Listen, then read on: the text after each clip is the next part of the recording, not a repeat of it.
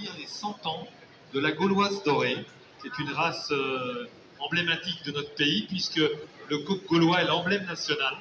Et ce coq... Pardon, je suis trop près. Non. Ah, on a Astérix et Obélix de passage. Et le coq gaulois, évidemment. Je vais vous faire un petit clin d'œil. Voilà, merci. Donc, notre coq gaulois, oui, a failli disparaître.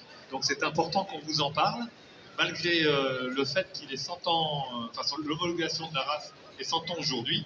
Vous voyez des images de coqs et de poules qui défilent derrière nous. On aurait tellement aimé vous amener des animaux vivants. Et la grippe aviaire, on a décidé autrement. On est interdit d'exposition pour nos volailles pendant quelques mois, voire quelques années. Je n'espère pas, mais ça fait 2 ans que ça dure quand même. Voilà. Donc, ce coq gaulois était en voie de disparition. Des animateurs, on va dire, d'un plan de sauvegarde pour notre emblème national se sont fédérés pour essayer de le sauver, de le mettre en lumière, puisque le fait d'être une race nationale, contrairement à d'autres races qui sont soutenues par une ville, un département, une région, lui n'avait personne, et pourtant il est sur nos clochers, il est à l'entrée de nos mairies, il est sur le coq de nos plus grands sportifs. Et si nous n'avions pas été là, je pense que nous ne pourrions plus vous le montrer, ni même en photo, aujourd'hui. Voilà. Donc, depuis quelques années, il y a un plan de médiatisation qui a vu le jour. On le retrouve facilement sur Facebook, grâce à différents sites sur lesquels vous pouvez y aller. C'est le Brest Gauloise Club de France. Vous trouverez aussi le Conservatoire de la Gauloise dorée, qui se situe à Méry-sur-Seine, dans l'Aube. Et puis, ce Brest Gauloise Club de France, eh bien, il rassemble des éleveurs de toute la France qui essayent donc de mettre en place un plan de sauvegarde et un recensement de la Gauloise dorée. Donc aujourd'hui, on recense un peu plus de 1000 poules, peut-être en France, un peu moins de coqs, puisque souvent les gens détiennent un coq pour quelques poules.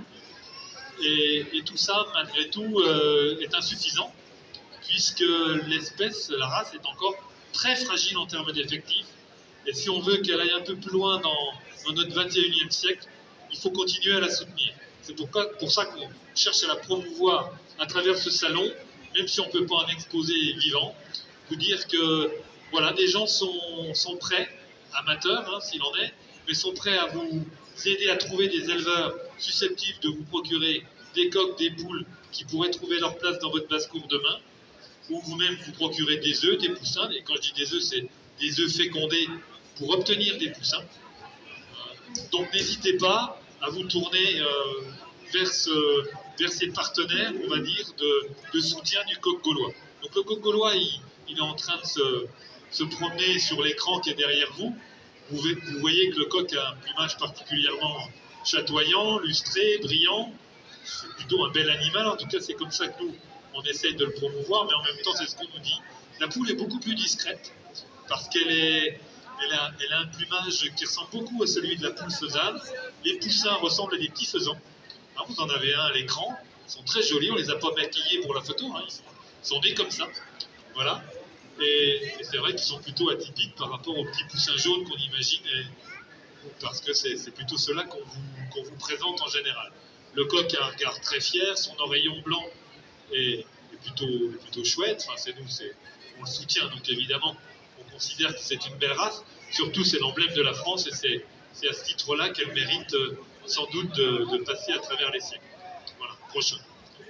On peut penser à l'avenir. Je vais vous passer Damien, Damien, c'est un créateur du conservatoire, un des créateurs du conservatoire de la Gauloise dorée, qui a été inauguré en 2022, né en 2021. Les premiers travaux ont débuté en 2021. Et Damien va vous parler un petit peu de l'avenir et de la façon dont il pense coq gaulois aujourd'hui. Bonjour à tous. Donc oui, le coq gaulois, il revient de loin. Il y avait très peu d'élevage, très peu d'éleveurs il y a encore 5 ans en arrière. On a fait un travail de recensement pour savoir un petit peu ce qui nous restait en termes de diversité génétique et d'éleveurs aussi sur le territoire national.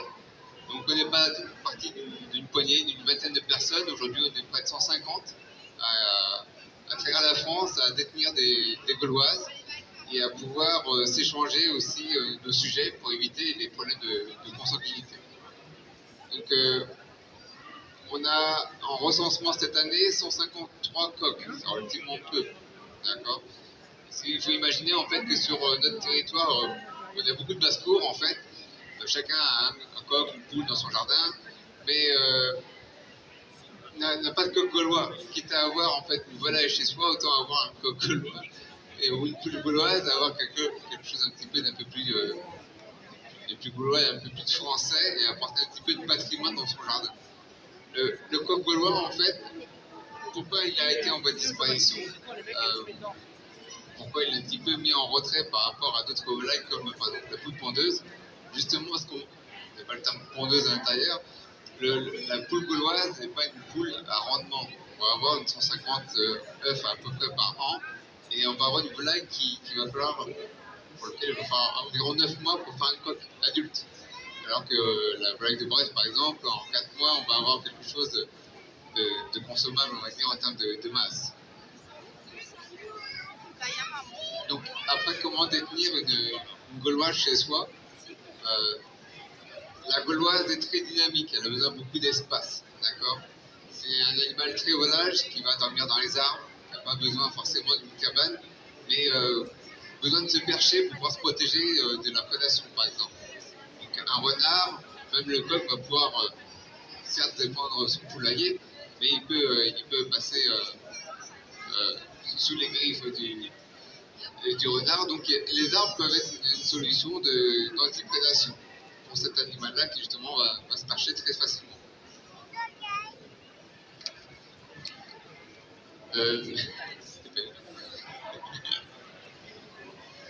Donc après la poule, oui, la poule donc, pond des œufs, le coq ne pond pas d'œufs, mais la poule a besoin d'un coq pour avoir des poussins. La poule donc, va pondre son œuf dans un nid, va en pondre une douzaine, et va couver ses œufs pendant 21 jours. Seulement après, vous allez avoir le poussin qui va éclore. D'accord ? Pour ce faire, le poussin, en fait, sur son bec, il a un petit diamant qui lui permet de casser la coquille plus facilement, et ce petit diamant, en fait, va tomber au bout de 3 jours. Alors, si vous regardez aussi sur la photo juste avant, nos coqs ou nos poules, par exemple, sur les expositions, ils sont bagués. Ces bagues, en fait, c'est une bague d'immatriculation, si on veut, qui permet un petit peu la traçabilité de nos animaux, notamment sur les expositions. Et parfois, on met une deuxième bague de couleur, justement, pour notre traçabilité génétique à nous, de façon à ce que les animaux puissent faire notre traçage génétique. Donc là, un poussin, oui.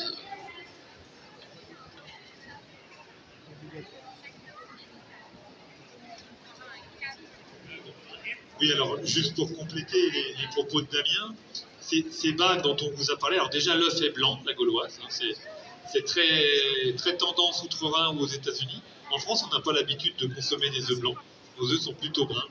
Donc la gauloise pond des œufs blancs.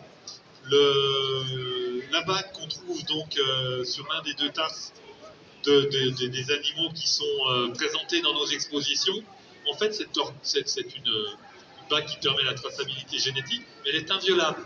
On peut pas, une fois que l'animal a chaussé cette bague à l'âge de 2-3 mois, on ne peut pas lui enlever, donc on ne peut pas tricher sur son âge ou sur son origine. C'est sa carte d'identité. Donc vous en avez une, chaque bête sélectionnée en a une également. Donc Damien vous rappelait, les poules, on a fait un recensement cette année, on avoisine les 1000 sujets, il n'y en a pas plus. Les coqs, on en a à peu près 150, on va dire ça comme ça, qui sont censés répertoriés et dont on peut mesurer la traçabilité génétique. Donc la poule pond assez bien quand même, hein. Elle fait des œufs de 50 à 60 grammes, selon l'âge. La première année, on est autour d'une cinquantaine de grammes. La deuxième année, on est autour de plutôt 60 grammes. Des œufs un petit peu plus petits, elle en pond entre 150 et 180 par an. Elle n'a pas été sélectionnée pour ses aptitudes à la ponte. La gauloise est un peu volage, alors elle permet grâce à ça, à ses éleveurs les plus proches de la nature, de considérer que cet animal a les moyens de se débrouiller seul. Il est capable de se percher dans les arbres très hauts pour échapper à différents prédateurs. Vous observerez ici une poule avec ses poussins, que les poussins, comme la poule, ont un coloris qui leur permet justement d'être moins en difficulté que d'autres races. Les races qui, par exemple, c'est souvent l'image qu'on a, ont des poussins tout jaunes. Et bien quand vous avez un rapace qui survole votre basse-cour, le poussin jaune, il est une proie très facilement repérable au milieu de la verdure. Un poussin de Gaulois, il est brun, grisâtre, il va se faufiler sur la terre ferme ou au milieu des broussailles, on le verra moins. La poule, quand elle couve, de la même façon, elle va être planquée dans une haie, sous un arbrisseau, et elle sera beaucoup moins repérable qu'une poule blanche, une poule noire, une poule bleue, unicolore. Son plumage est un plumage qui permet, on va dire, de bien se cacher et d'échapper à l'œil d'un rapace. Voilà.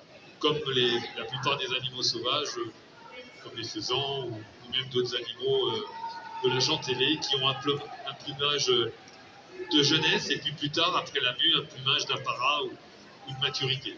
Voilà. Donc, on vous a dit à peu près l'essentiel, là. Bon, le coq gaulois, oui, on n'a pas parlé de la masse. Pour ceux qui veulent plutôt des animaux de rapport, quand on vous dit que ça pond entre 150 et 180 œufs par an, c'est une volaille le coq fait 2,5 kg à 3 kg, ce qui n'est pas insatisfaisant pour ceux qui veulent mettre la poule au pot tous les dimanches.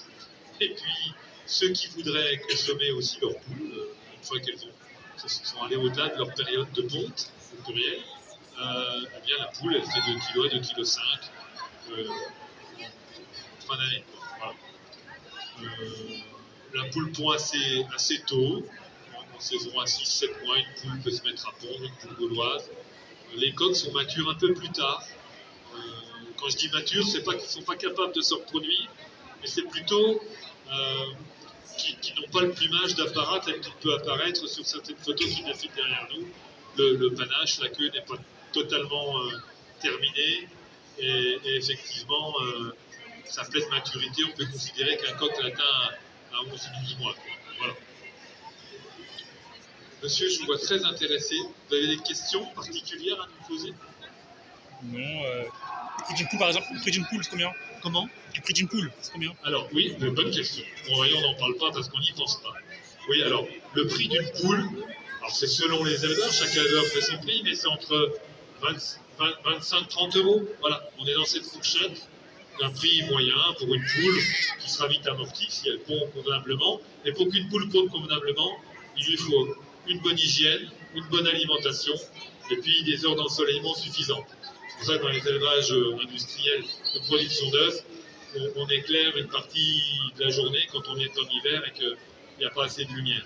Et voilà, les pleines journées de printemps à 12-14 heures d'ensoleillement, eh ben les poules pondent bien et on a vite rentabilisé le prix d'une poule qu'on aurait pu acheter 20, 25 ou 30 euros au plus cher, quoi. Voilà. Après, selon aussi les éleveurs, quand les éleveurs sont primés, on organise chaque année un championnat de France, malgré tout, qui est porté par le Brest Gauloise Club de France, qui est un club qui associe les volailles de Brest et les Gauloises. Et depuis quelques années, les Gauloises dorées, récupèrent même ce type de champion de France, toutes races confondues, parce qu'elles sont mieux sélectionnées qu'avant, et que depuis quelques années, on a fait un vrai effort sur l'ensemble des critères qui permettent à une bête de se distinguer d'une autre de par ses qualités morphologiques. Effectivement, on n'est pas sur des concours de ponte, ça on ne fait plus, nous, en France, hein, plus vraiment, en tout cas, pas à notre niveau. Par contre, on est sur des concours un peu comme celui des novices, hein, entre guillemets, où on cherche par des critères de qualité, de beauté ou de dynamisme, et aussi en regardant un peu le côté sanitaire des choses, à donner les meilleures notes aux meilleurs sujets pour distinguer le champion de France, le vice-champion, etc. Voilà. Mais effectivement, le prix, c'est une bonne question. Alors le coq, lui, des fois, il vendu un peu plus cher, s'il est plus lourd, peut-être. Mais ça dépend, parce qu'il y a des éleveurs, les poules pondent, les coqs ne pondent pas. Donc il y a des éleveurs qui se débarrasser des coqs, mais sans les tuer, les vendent un peu moins cher. Donc on peut trouver des coqs aussi entre 20 et 40 euros. Voilà. Mais il y a des gens qui ne seraient pas prêts à vendre leur coq parce qu'il est trop beau pour ça, surtout s'il a été champion de France, qui ne seraient pas prêts à donner ou à lâcher pour 200 ou 300 euros un coq. Voilà. Okay. Ça mange quoi sinon? Comment? Ça mange quoi? Alors oui, bonne question. Donc la poule gauloise, comme toutes les poules, est omnivore, elle peut manger beaucoup de choses, des légumes en passant par des grains et et des petits vers ou des choses qu'elle trouvera dans le sol. Et aujourd'hui, il y a beaucoup de poules qui sont choisies en tout cas en France et même en Europe et même ailleurs, pour limiter nos déchets fermentescibles et convertir en œufs ou en viande des déchets de notre production, nos restes de repas, etc. Donc, omnivore une poule. Hein. Elle est même capable, moi j'ai déjà vu une poule manger de vipères, ou un orvet, ou même ses congénères si jamais il restait des restes d'un prédateur potentiel, la poule morte, etc. Mais les restes de repas sont un nu non négligeable d'une volaille lambda. Et question qu'on dit, que pensez-vous des poules qui sont élevées en cage? Que je pense que les poules élevées en cage, c'est un petit peu comme nous pendant le confinement. Je pense qu'on était tous malheureux dans quelques mètres carrés. Donc je pense que c'est pas ce qu'il y a de mieux pour une poule. Voilà. Et ici, nous, on préconise pour des élevages, on va dire, de gauloises, un minimum de moins de 10 à 20 mètres carrés par sujet. Voilà. Au-delà de, alors si on baisse un petit peu ce ratio, il faut plusieurs parcours pour avoir une rotation. Et quand un parcours n'a plus d'herbe ou parce que les poules ont tout gratté, tout nettoyé, eh bien on laisse reposer ce parcours. Sanitairement, c'est excellent. Ça fait un vide sanitaire. On le passe dans un autre parcours. Et puis, si on a trois parcours, même des petits parcours d'une vingtaine de mètres carrés, en laissant les poules que quelques semaines dans chacun des parcours, vous le laissez au sol le temps de souffler, à l'herbe le temps de repousser, et la volaille, sanitairement, elle est dans de meilleures conditions de vie, et elle va donc apporter davantage d'œufs, elle sera dans un bien-être total, quoi. Voilà. Et puis, pas oublier que l'œuf, c'est plus de 95% d'eau, donc il ne faut pas oublier de leur donner à boire, surtout avec les étés très secs qu'on connaît maintenant. Voilà. Donc à boire, bien à manger, bien à boire, une bonne hygiène et en général, tout le monde est satisfait de son élevage de volailles, que ce soit des gauloises ou d'autres volailles. Voilà. Et c'est bio avec aussi OGM. Alors, d'un point de vue alimentation, si effectivement on peut trouver des grains bio autour de chez soi, c'est d'autant mieux. Maintenant, à ce moment-là, votre volaille est bio elle aussi, et c'est bien pour tout le monde. Voilà. C'est rentable sinon comme... Alors, est-ce que c'est rentable? Voilà, le grain est en augmentation. L'électricité aussi. L'électricité, c'est si on a des poussins. Si on achète des sujets adultes, il n'y a plus à les choisir. Par contre, le grain, le prix a un peu augmenté. Il a presque même doublé ces dernières années. Par contre, si vous élevez les gauloises plutôt que des poules rousses un peu lambda, j'ai rien contre les poules rousses, il en faut aussi pour d'autres personnes, peut-être plus intéressées par la rentabilité de pompe. En élevant ces volailles-là, même en équilibrant simplement ses comptes, sans gagner d'argent mais sans en perdre, on participe au maintien, on est quelque part, si j'osais, je dirais des passeurs de biodiversité. On est là pour permettre à un coq gaulois de traverser le siècle, et ce coq gaulois, de toute façon, fait partie des races qui ont été importées en Europe, d'Asie, il y a des siècles, même avant l'an 0, de notre ère, on va dire. Et la diversité génétique, elle est telle qu'à partir de ce coq gaulois, aujourd'hui, il y a des multiples races en France et à l'étranger qui ont pour origine ce coq-là, amené de Thaïlande par nos grands colonisateurs, on va dire à l'époque. Voilà. Et vous les vendez aussi en France ou vous vendez aussi à l'étranger? Alors, ces volailles-là, parfait, je vous ai trouvé, une excellente question. Donc ces volailles-là on peut les acquérir en France. L'association peut donner des noms d'éleveurs amateurs. Il n'y a que les amateurs qui élèvent des gauloises dorées, qui vous procureront soit des sujets adultes, soit des sujets adolescents, à 2-3 mois, soit des œufs fécondés, que vous pourrez mettre en incubation, ou ceux d'une poule, ou de façon artificielle, et obtenir des poussins. Voilà. Donc ça, c'est possible en France. On envoie des œufs à l'étranger. On a des adhérents étrangers. On a maintenant, au sein du Brest Gauloise Club de France, des gens qui sont en Turquie et qui ont créé un Brest Gauloise Club turc. Ou qui ont... Tout à l'heure, je recevais sur le stand de la Fédération française des volailles, et de l'AFCAS, qui nous héberge aujourd'hui dans le cadre du salon, un Anglais qui arrivait d'Angleterre, parce que sur la page Facebook de notre association, qui compte des milliers d'abonnés, il avait vu qu'il y avait une animation spéciale dans le cadre du centenaire. Il a pris le bateau pour traverser la Manche, et puis En France, il a pris le TGV, il est arrivé à Paris ce matin, et il était là en début d'après-midi pour nous rencontrer et peut-être importer des œufs dans très peu de temps en Angleterre, si toutefois il en a l'autorisation sanitaire. Voilà. Et tout à l'heure, j'avais quelqu'un du Sénégal qui était venu aussi et qui va revenir au mois de mai chercher des œufs pour transporter la Gauloise dans son bagage à main dans l'avion, pour amener quelques œufs, les faire incuber et puis essayer d'avoir cette race sur laquelle il a flashé. Et puis peut-être qu'on sauvera la Gauloise dorée, l'emblème national français, dans des pays un peu plus éloignés de chez nous qu'on ne le pensait au début. Même si on est fiers d'être Gaulois, on va peut-être passer par la sauvegarde d'une race grâce à des soutiens étrangers. On est très, très contents. Voilà. Et si Facebook n'existait pas, si Internet n'existait pas, et si le salon de l'agriculture n'existait pas, on ne serait pas rencontrés. Et demain, peut-être que vous élèverez des Gauloises ou vos amis grâce à des œufs que vous aurez pu vous procurer ici ou là. Voilà. Grâce à des amateurs qui sont amoureux de cette race et qui veulent la passer vers le siècle prochain en espérant qu'elle ne s'éteigne pas. Et aujourd'hui au salon, sans volailles, on se disait mais comment on va faire pour parler des volailles?